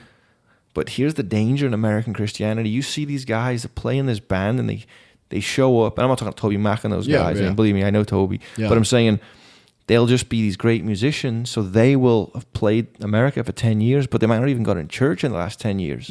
So everything they're doing is about who they are and what they're doing. You've got to lay that down, or that stage that night isn't really submitted to the Lord. Then you see someone else goes up in their humility, and there's a heart for those people. There's a heart for the people that brought them in. There's a heart for the time allotted to them to display the Lord's love. And I've gone on a bit, but I'm saying that to say, at 40, I'm seeing the popular thing in America right now is to write books and have podcasts about the most relevant things only for the sake of discussion. Let's all talk about how to love this certain kind of people. I'm going to write 50 books on it. What about the gospel? What about preaching the truth? What about loving people with the truth? Because we all want to be relevant and fit in, and relevance isn't what's relevant. That's not what it is. What's relevant is the gospel, is love, and that's just where you go. Bringing light to the darkness. That's it. Obviously, use your story, use your gift. People listening, use skating, use acting, use it all, but be willing to lose it all. Someone just, what was the guy's name? Was it Josh Harris? Who was the guy? No, who was the guy who just, you wrote that book? Who was it? Who was the guy who wrote the book about I Kissed Dating Goodbye? Joshua Harris. Was it Joshua it's funny. Harris? And so I'm literally going on Instagram and I'm like, let me do like, so I like, all right, here's his post. All right, there that is. But like, I go down to the comments because that's where you got to like, all right, here's what's going on here, right? You know what I mean? Like, comments. You get down to, there's the troll forest, but there's also some people like the troll forest. Yeah, that's where these people come from. But then there's also this people who are trying to have conversations or whether they really want to know. They're trying to figure out what happened because the danger is you are a young believer. You write a book, it becomes significant. Right. And I just heard a guy the other day talking about it. And he said, he literally was raised in the church, wrote this book, it blows up. So he kissed dating goodbye, kissed his marriage goodbye, and then kissed his faith goodbye. The only thing he didn't kiss goodbye was himself. And I was like, that is profound. That is absolutely profound. I mean, and it's true. It's easy to get caught up in the significance of you. In everything. I mean, I know that has been something that I've been like struggling with for a very long time. Well, that's how Satan fell. Yeah, I mean, it's that's how I fell for a very long time, and I still like get caught up in things, especially career-oriented stuff. I mean, I look at it now in a different light, and I'm like, wow, and I'm kind of in the same space as he is, where it's like I have built up all of these different skills where it's like it is no coincidence that I have. In my last job, I was there for about 5 years, and I mean, I got the development of a person who was maybe working at something for a good 15, 20 years. And it is moving quicker now, but you have that resource now. So why wouldn't you use that? Right. If I'm sitting at a table and you're there and someone's talking about it, what else could you and go, hey, Amber, tell us what you think. I was with my friend who's just finished, I think he's getting a master's in apologetics. It's like, hey, I'm just trying to figure out how to work this out. And I go, well, if I was sitting at a table with all these pastors, all these people having a discussion, and you're the apologetics guy, when someone asks a question, he's also a business major who has done amazing things in business. You don't think I'm going to say, hey, tell him about business. Like if God has given you that gifting, given you that avenue. Bring it to the table. Isaac's here producing, like he's the guy, produce, bring it. And that's Christianity. It's open what's in your hand, use it. So you've had this redemptive releasing, God's child to heaven. Yes. Now you're in this place of, okay, because you guys hit 30 yet or no? Oh, that's the sweetest such a thing nice you've ever said, man. Wow, look at that. Yeah. I don't know anymore. We were saying about loving ourselves. Now I'm starting to get my ego going back up, dude. No, I'm 36. I think she's blushing, actually. I know, because it's like, I'm like, oh my gosh, am I going to be like, no, so I'm 36 and Tony's 37. Yes, I am 37. Okay, wow. Actually. Yeah. Wow. This is And the gray hair right he's here. paler because of the Puerto Rican, so you don't see the blushing. That's right. But so And the bike rides. I'm always in the bike rides to get the good light. So honestly, now it's like, okay, you've been through some battles, some wars. What's God gonna do next? And it sounds like you've been birthing. You want to use all these resources. Amber's driven.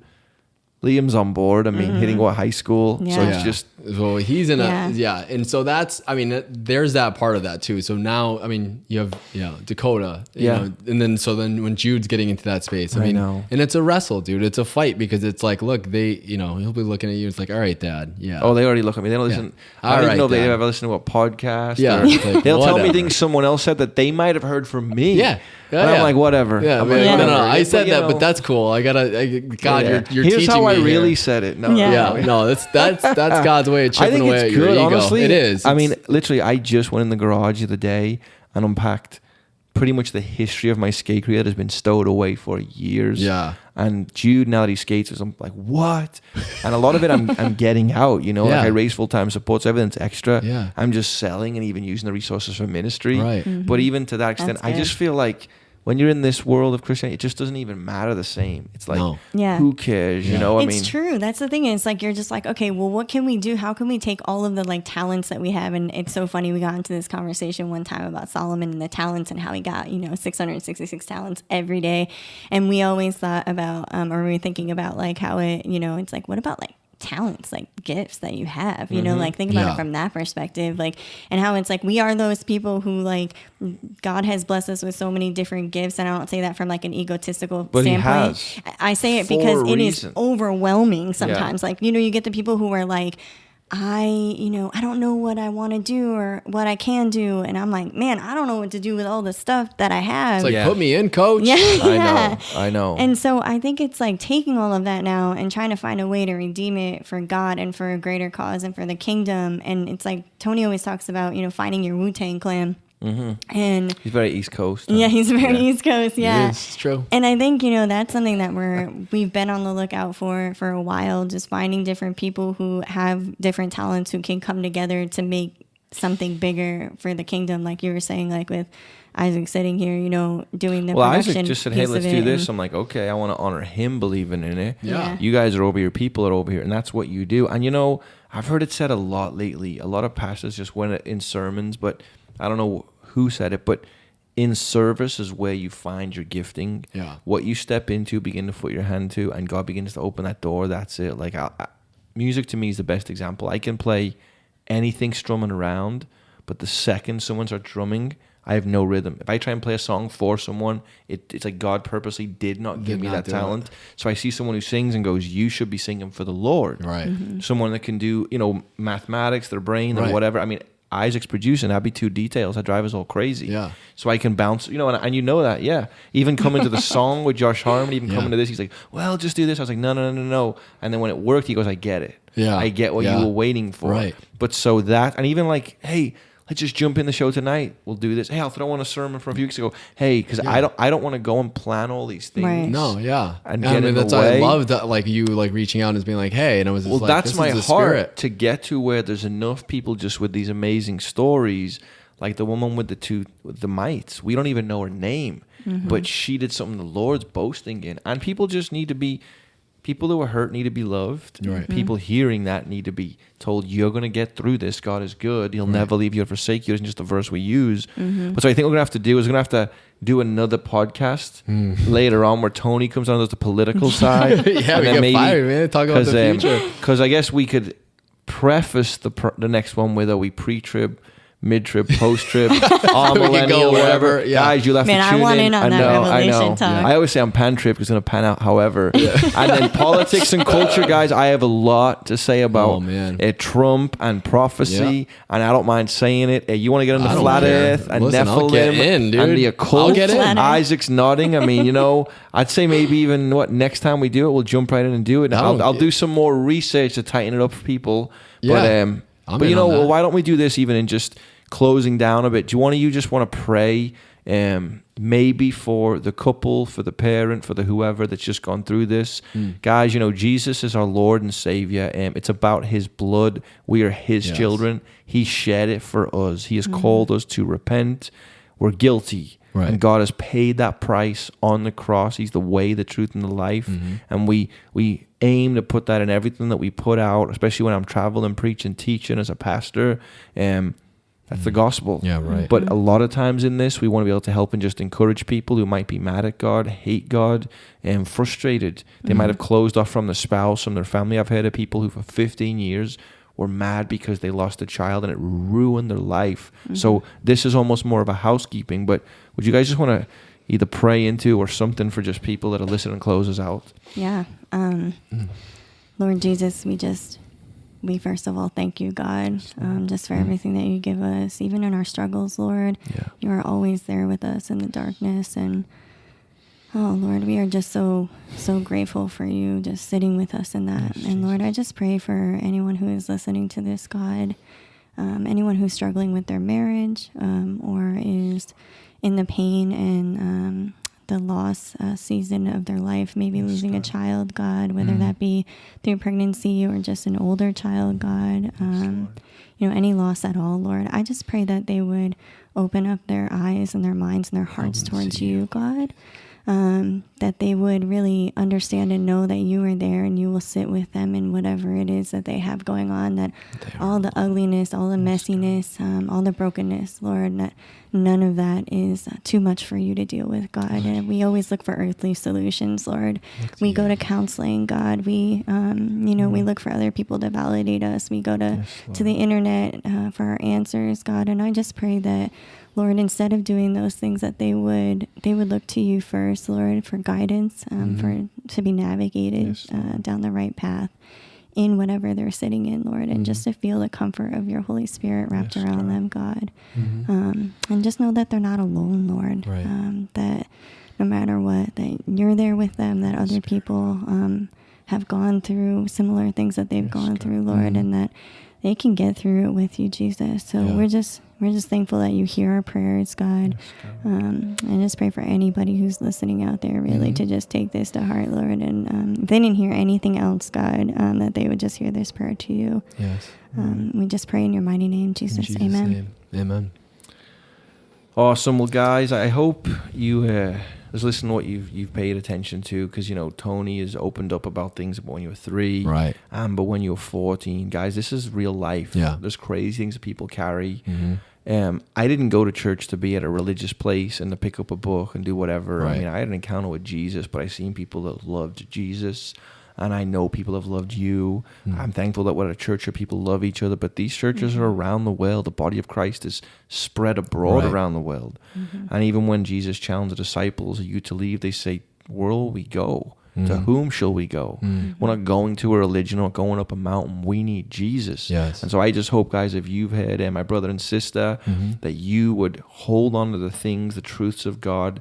We tell you every week, but get in your Bible and put worship on. Talk to people about the Lord. Those challenges you have, be like Tony and like I was. I mean, and Amber jumped in as well, but dig for the truth. Right. Challenge Scripture. Challenge God's Word, because if it's true, it's God's responsibility to make it known, convict the heart. But guys, I'm just so thankful you guys are on. Thank It's been you. fun. Thank We'll you, do it bro. again It's been so fun, soon. And one of our more relaxed, able just to talk and hang. And it's been good. But love you guys. God Love bless. you. And guys, remember, we've said it, but the message of the cross is foolishness to those who are perishing, but to us who are being saved, it's the power of God. Go over to briansumner.net. Check out what I'm doing. Guys, how can people get a hold of you before we get out of here? Do you want to put any Instagram stuff out there? Or because people will hit you up. I got people like to share. Go ahead. Sure. You can find me on Instagram at @champagne, like the drink. That's my maiden name. That was her maiden name that I ruined from her. Matos. You can find me there on Instagram. And Champagne Matos on Instagram. I'm happy to talk to anybody if you feel like you are struggling with something that you felt. And guys, do it resonated right with you. away. Believe me, just for the mums that hit up my wife, or I know since the Molders, the amount of people that have hit them up and said, "Man," and then Tony for your stuff on there. At Tony J Matos, J the letter J. That's for Jose. Jose. Jose Matos. Tony J Matos. That's for like my photography and artwork and all that stuff. But guys, we're a family. Reach out to us. We want to redeem all this stuff. Yes. I get to man. go places where I walk into a church, I'm preaching. Right. And I was like, "Hey, I'm listening to your podcast. Praise God. Praise hey, God that for one all that. episode. Hey, this one thing someone said. Hey, this whatever." If Satan's using all this stuff to reach, You're we want to redeeming it, use baby. all this stuff, and we want to encounter more people. Right on. They can come through Huntington, visit church, come see people, and say, "You shared something. You know what? I was ready to give up, but the Lord used you." Then God is good. I mean, God's good anyway, but thank you, Lord, for the simpleness of a podcast, or the power of a testimony because of Christ. So God bless you guys. We'll talk to you soon. Talk to you soon. Take Thanks. care, guys. Later. Bye-bye.